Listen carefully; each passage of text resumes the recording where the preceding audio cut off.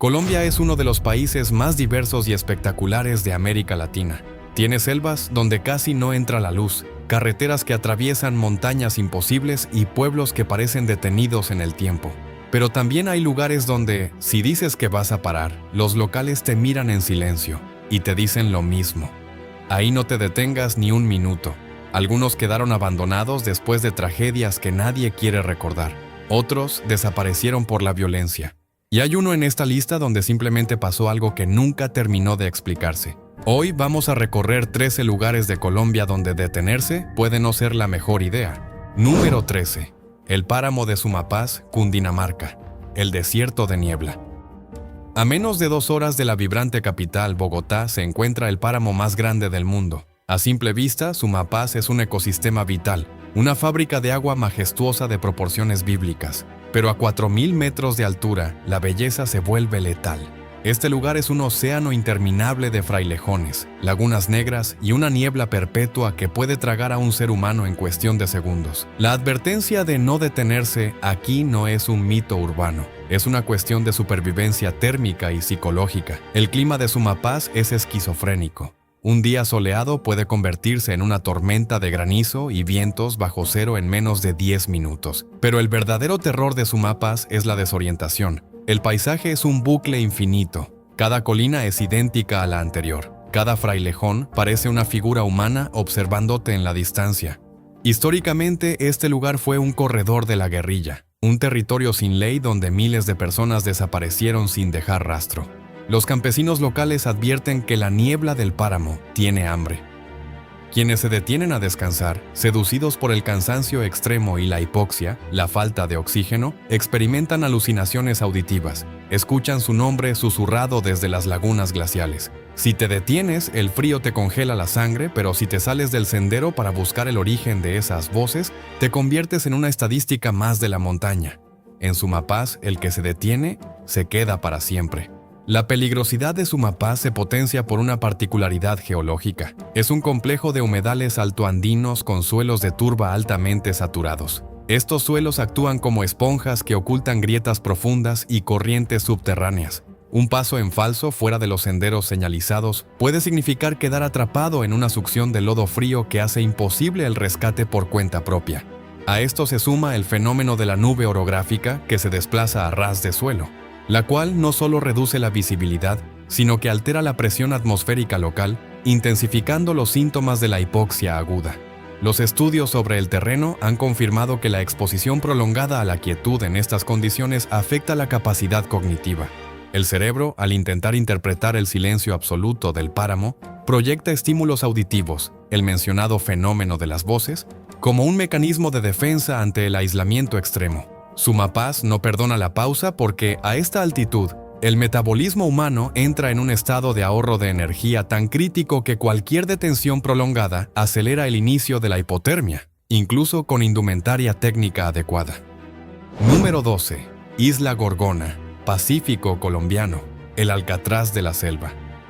A 35 kilómetros de la costa pacífica, rodeada por aguas traicioneras llenas de tiburones, emerge Gorgona.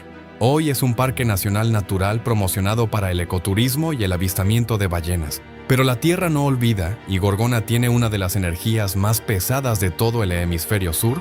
Durante 25 años, de 1959 a 1984, esta isla fue la colonia penal más temida de Colombia, el Alcatraz sudamericano. Aquí enviaban a los peores criminales del país, asesinos en serie, violadores y enemigos del Estado. Pero los reclusos no temían a los guardias, le temían a la isla. Gorgona es una selva hiperhúmeda plagada de las serpientes más venenosas del continente, como la mortífera talla X. Los muros de la prisión hoy están siendo devorados por la selva. Las raíces estrangulan las celdas de castigo y el musgo cubre las camas de cemento. Los guardaparques y los biólogos que habitan la isla hoy en día tienen una regla estricta: nunca camines solo por las ruinas del penal y jamás te detengas en el sector de las celdas de aislamiento. Quienes lo han hecho reportan caídas bruscas de temperatura, el sonido inconfundible de cadenas arrastrándose sobre el concreto húmedo y una sensación de opresión en el pecho tan violenta que provoca ataques de pánico. La energía de miles de hombres que murieron de enfermedades tropicales, mordeduras de serpiente o asesinados por sus propios compañeros sigue atrapada en esa isla. Gorgona te permite visitarla, pero la selva te advierte que no eres bienvenido a quedarte. La estructura de control de la antigua colonia penal no fue elegida al azar. Se basó en el aislamiento absoluto impuesto por las corrientes marinas del Pacífico que rodean la isla, las cuales son impredecibles y extremadamente fuertes, haciendo que la fuga por nado fuera una sentencia de muerte por ahogamiento o ataque de tiburón. La configuración de las celdas de aislamiento, ubicadas en el sector más denso de la maleza, fue diseñada bajo una lógica de privación sensorial extrema, donde la humedad relativa del 90% y la falta de circulación de aire facilitaban la propagación de afecciones respiratorias severas. Actualmente, el deterioro de estas edificaciones es acelerado por la intensa actividad biológica de la selva. Las raíces de los árboles nativos, como la ceiba, han penetrado los cimientos de hormigón, fracturando el suelo de las celdas y creando cavidades que se llenan de agua estancada. Es en estos puntos donde la acumulación de gas metano y materia orgánica en descomposición genera un ambiente que, para los visitantes, se percibe como una presión atmosférica inusual. La advertencia de los guardaparques no es solo una medida de precaución ante el riesgo de colapso estructural, sino un protocolo ante la carga de ionización atmosférica que, según mediciones de aficionados a la geofísica, ocurre en las áreas de mayor densidad de piedra original del penal, creando la sensación física de pesadez y opresión que los testigos describen. Antes de continuar, suscríbete al canal si te gustaría seguir explorando los pueblos abandonados y lugares olvidados de todo Latinoamérica. Número 11. Puerto Berrío, Antioquia, el cementerio de los escogidos. Cambiamos el océano por la arteria fluvial más importante de Colombia, el río Magdalena. A su paso por Antioquia se encuentra Puerto Berrío, un pueblo caluroso, pesquero y comercial. A simple vista es un lugar normal, pero su historia está atada a uno de los fenómenos sociales y paranormales más escalofriantes del mundo. Durante las décadas de los 80, 90 y principios de los 2000, Colombia atravesaba el pico más sangriento de su conflicto armado. Los grupos al margen de la ley utilizaban el río Magdalena como la fosa común más grande del mundo. Cientos de cadáveres mutilados bajaban flotando por la corriente, despojados de su identidad. Fue entonces cuando la población de Puerto Berrío comenzó una práctica insólita: adoptar a los muertos. Los locales sacaban los cuerpos del agua, a los que llamaban NN, ningún nombre. Les daban sepultura en el cementerio local, bautizaban las tumbas con nombres inventados y les rezaban pidiéndoles favores. A cambio del milagro, prometían cuidar de sus tumbas por siempre. Hoy, el cementerio de Puerto Berrío es un laberinto de bóvedas pintadas de colores, llenas de vasos de agua, flores y placas de agradecimiento a muertos desconocidos. El folclore local te advierte: puedes caminar por el pueblo de día, pero nunca te detengas en la orilla del río Magdalena a medianoche, ni merodees solo por el cementerio. Los pescadores aseguran que las ánimas solas, aquellos cuerpos que pasaron flotando y nadie rescató, deambulan por la ribera buscando a alguien que les dé descanso. Detenerse en la oscuridad del río es invitar a entidades marcadas por el dolor extremo a que se aferren a ti. Aquí el agua no solo lleva vida, es el transporte directo al inframundo. El fenómeno de adopción de los NN en Puerto Berrío se convirtió en un mecanismo de justicia social informal sin precedentes en la antropología colombiana. Al asignarles un nombre, una tumba cuidada y una historia personal a los fallecidos, los habitantes no solo buscaban el favor divino, sino que realizaban un acto de reparación histórica, negándose a que la identidad de estas víctimas fuera borrada por la violencia de los actores armados. No obstante, el impacto psicosocial de este intercambio es profundo. El cementerio funciona bajo una lógica de reciprocidad. Si el ánima concede el milagro solicitado, el doliente está obligado a mantener la tumba en perfecto estado de manera perpetua. Dejar de atender una tumba o detenerse en el camposanto con una intención que no sea la veneración se interpreta en el imaginario local como una falta grave que altera el equilibrio de la energía residual. El cauce del río Magdalena, que en este tramo alcanza profundidades inestables y corrientes de remolino, conocidas como chupadores, sigue arrastrando los restos de quienes fueron víctimas de las purgas más recientes, manteniendo el ciclo de adoptados activo. Para los locales, detenerse en la orilla no solo es un riesgo de seguridad física por las corrientes del río, sino una intrusión en un espacio de tránsito liminal entre el mundo de los vivos y el de los olvidados. donde la línea de separación es, según la tradición, tan delgada como el agua misma. Número 10. La vía a la línea, Quindío, Tolima, el Triángulo de las Bermudas de los camioneros. Dejamos los ríos y subimos a las cumbres de la cordillera central. La vía a la línea es el paso obligado para conectar el centro del país con el Océano Pacífico. Es una carretera serpenteante, incrustada en abismos vertiginosos, cubierta por una niebla perpetua que reduce la visibilidad a cero y transitada por miles de camiones de carga pesada que rugen como monstruos de metal. Físicamente es una de las carreteras más peligrosas de América. Los frenos de los camiones se cristalizan por la pendiente extrema y los accidentes fatales son el pan de cada día.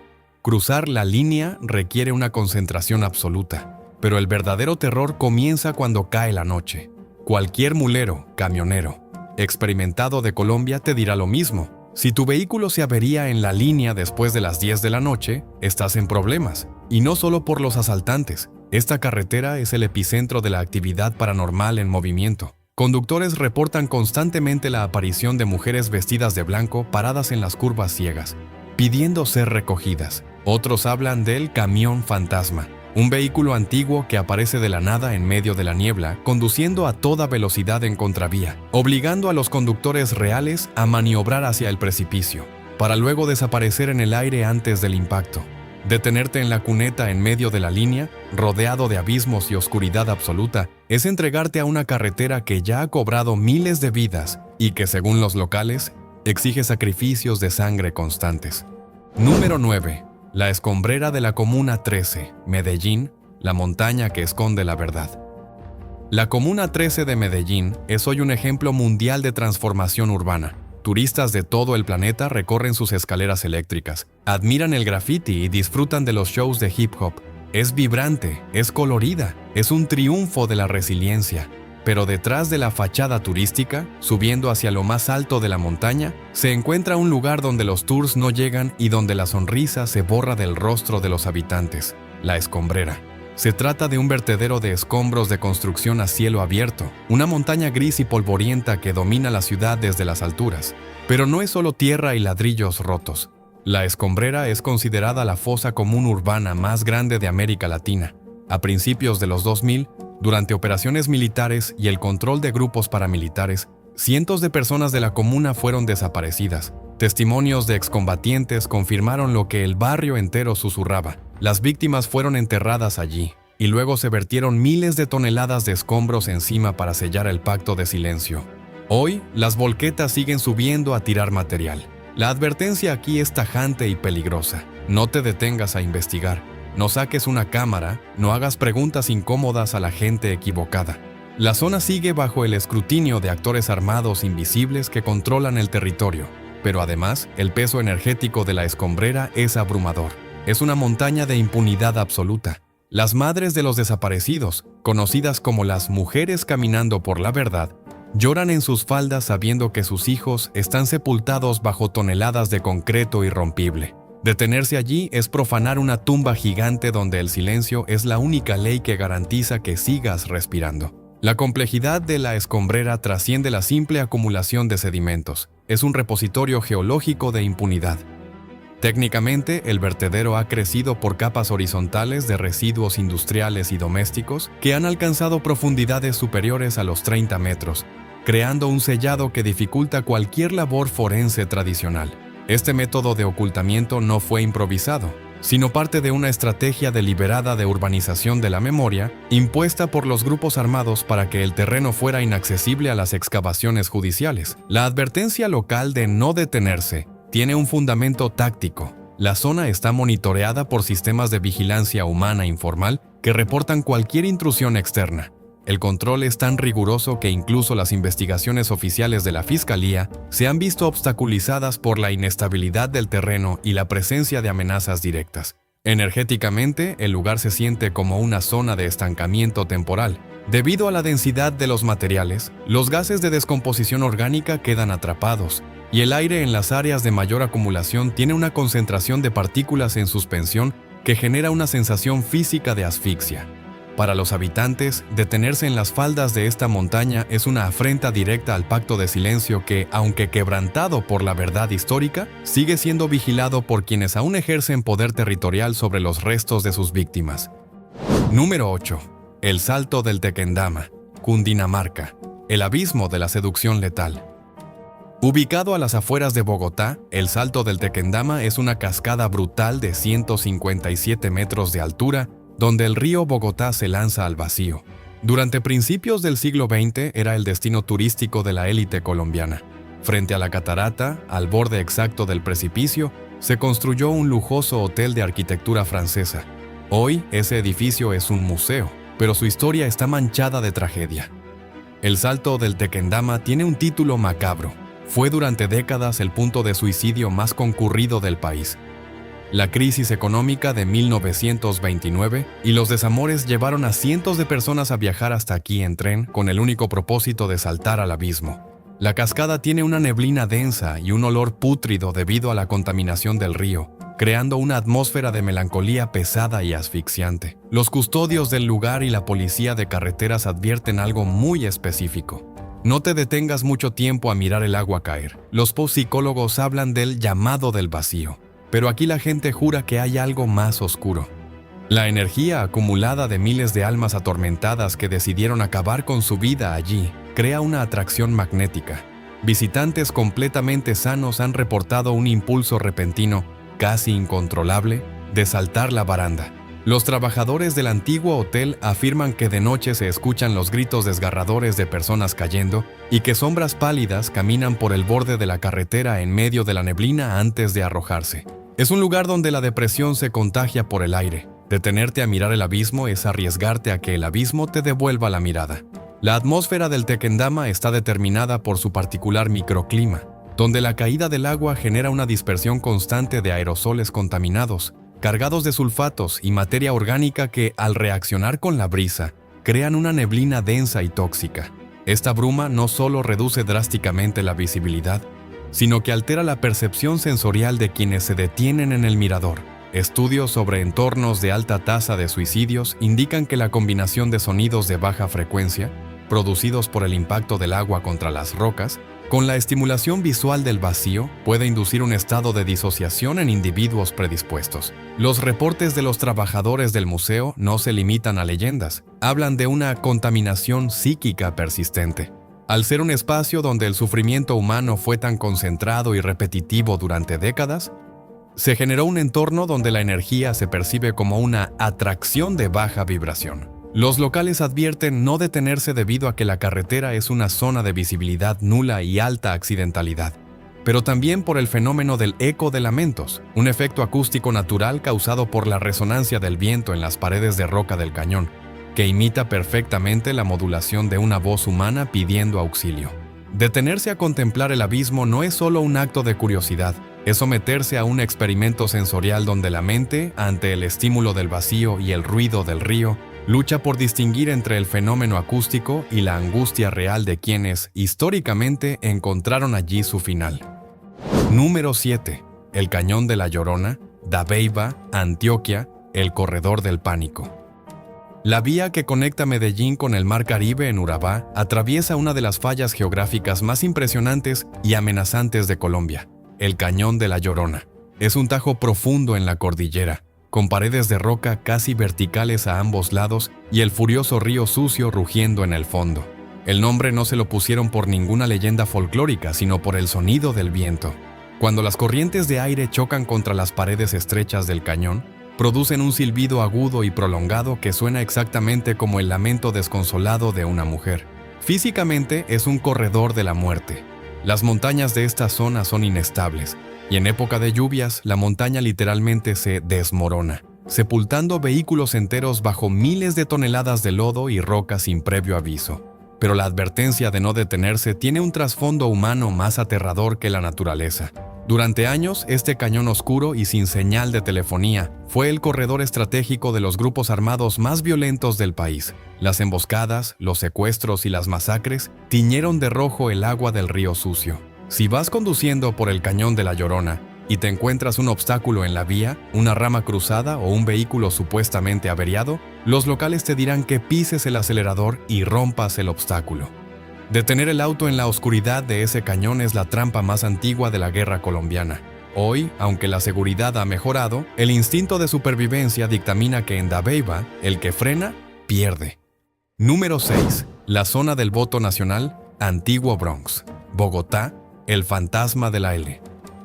En 2016, el gobierno de Bogotá llevó a cabo la mayor intervención urbana de su historia para destruir el Bronx, una calle en forma de L a pocas cuadras de la Casa de Nariño, el Palacio Presidencial, que se había convertido en el infierno en la tierra. Era una república independiente del crimen, donde mafias del microtráfico, proxenetas y asesinos operaban con impunidad total. Allí había cuartos de tortura, secuestrados encadenados y personas que eran literalmente arrojadas a perros de pelea hambrientos o disueltas en ácido si no pagaban sus deudas. Hoy, los edificios del Bronx fueron demolidos. Es un terreno baldío donde el gobierno está construyendo un distrito creativo.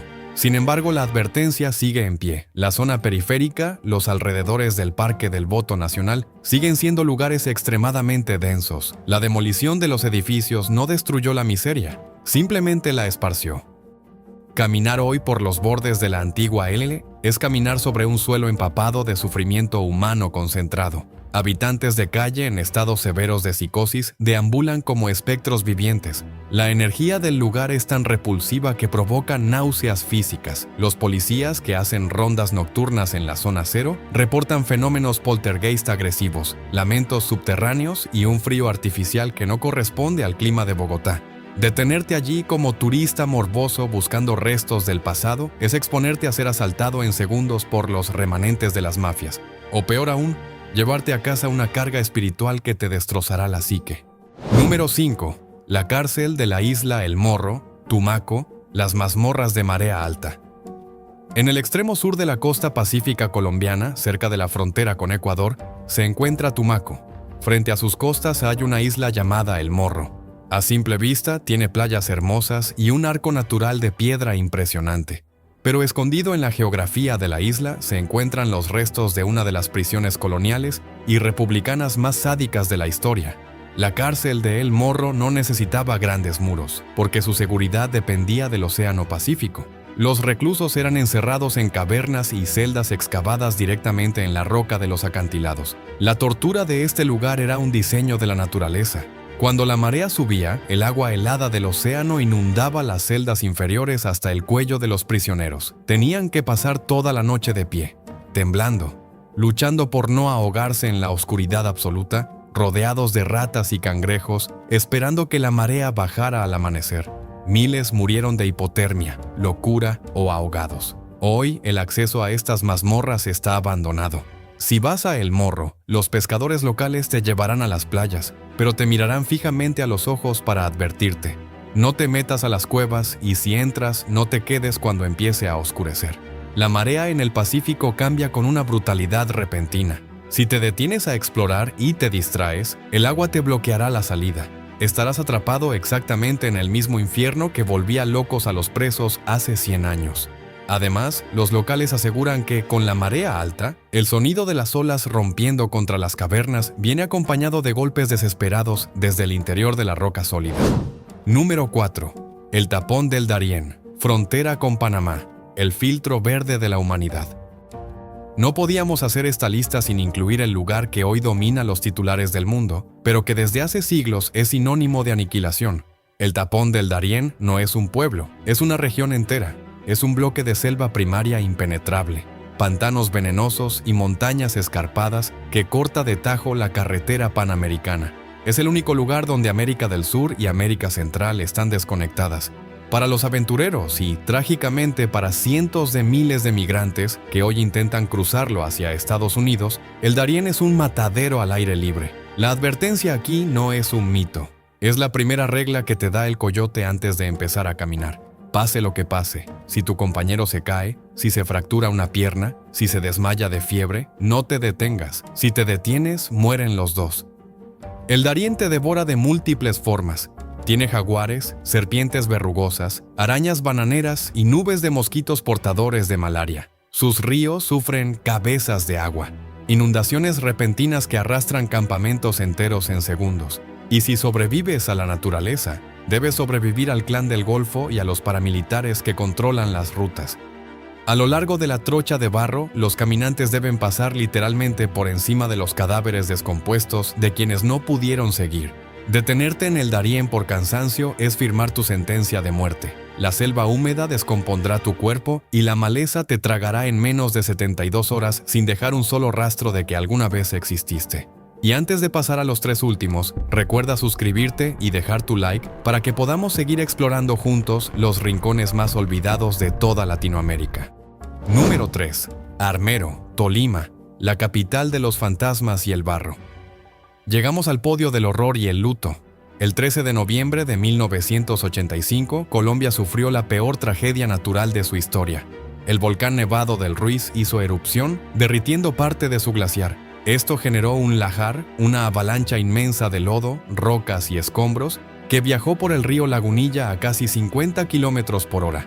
A las 11:30 de la noche, la avalancha sepultó la próspera ciudad de Armero bajo 8 metros de lodo volcánico hirviente. En cuestión de minutos, más de 25,000 personas murieron asfixiadas, aplastadas o enterradas vivas. Hoy, Armero es un inmenso campo santo a cielo abierto. Las ruinas de la ciudad asoman tímidamente por encima del suelo. Caminar por aquí de día es desgarrador, pero de noche cruzar por la carretera que ahora corta la antigua ciudad es una prueba para los nervios más de acero. No hay un solo conductor en el Tolima que no conozca las historias. Si cruzas Armero de noche, mantén las ventanas cerradas y pisa el acelerador. Los reportes paranormales son incontables y masivos. Decenas de taxistas y camioneros han relatado haber tenido que frenar en seco porque ven a multitudes de personas cubiertas de barro, arrastrándose por el asfalto o golpeando las ventanas de los autos pidiendo auxilio. Los dispositivos electrónicos fallan constantemente, las luces se apagan y un olor denso a azufre y tierra podrida inunda el aire. Detenerse en Armero en la madrugada es abrirle la puerta al dolor de 25,000 almas que murieron aterrorizadas en la oscuridad, sabiendo que el mundo los había abandonado. Número 2. La carretera Quibdó a Medellín, la trocha del olvido. El Chocó es el departamento más lluvioso de Colombia y uno de los lugares más biodiversos del planeta.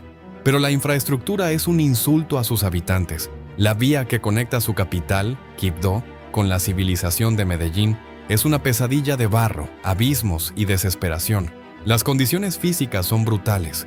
No es una carretera, es una trocha tallada en las montañas más agrestes de los Andes tropicales. Las lluvias torrenciales constantes aflojan la tierra, provocando deslizamientos masivos que sepultan autobuses enteros cada año. Es un riesgo constante de ser aplastado por la montaña. Pero los chocuanos te advertirán de algo más. Esta zona profunda, aislada del estado, es territorio de fuego cruzado. Es el corazón de las rutas del narcotráfico hacia el Pacífico. Viajar por esta vía significa atravesar retenes ilegales del ELN o del Clan del Golfo. Si te hacen una señal de alto con fusiles, obedeces. Pero si ves el camino bloqueado sin nadie a la vista, o si tu auto se descompone en medio de la densa selva lluviosa, no te bajes a inspeccionar. Los secuestros express y las desapariciones forzadas en este corredor son el pan de cada día. Detenerte aquí, atrapado en el lodo hasta los tobillos, sin señal de celular, con la noche cayendo y bajo un aguacero apocalíptico, es la definición exacta de la vulnerabilidad absoluta. Número 1. El trampolín de la muerte. Putumayo, el precipicio del fin del mundo. Y llegamos al número 1. El lugar definitivo donde bajo ninguna circunstancia, ni por error, debes detenerte a dudar. Conocido internacionalmente como uno de los caminos más peligrosos de la Tierra, el trampolín de la muerte es una vía de 80 kilómetros que conecta el valle de Sibundoy con Mocoa, en el sur de Colombia. Esta carretera fue construida en 1930 durante un conflicto con Perú y nunca fue pavimentada. Es una cicatriz de un solo carril de ancho, tallada en el borde de un acantilado vertical con caídas libres de cientos de metros hacia el abismo de la selva amazónica. No hay barandas de seguridad. No hay espacio para maniobrar. La vía no está hecha de piedra firme, sino de lodo resbaladizo, constantemente humedecido por más de 100 cascadas que caen directamente sobre el camino. El nombre se lo ganó a pulso. Cuando dos vehículos se encuentran de frente, uno debe retroceder en reversa al borde del precipicio, sobre lodo inestable, hasta encontrar un ensanchamiento de 1 metro.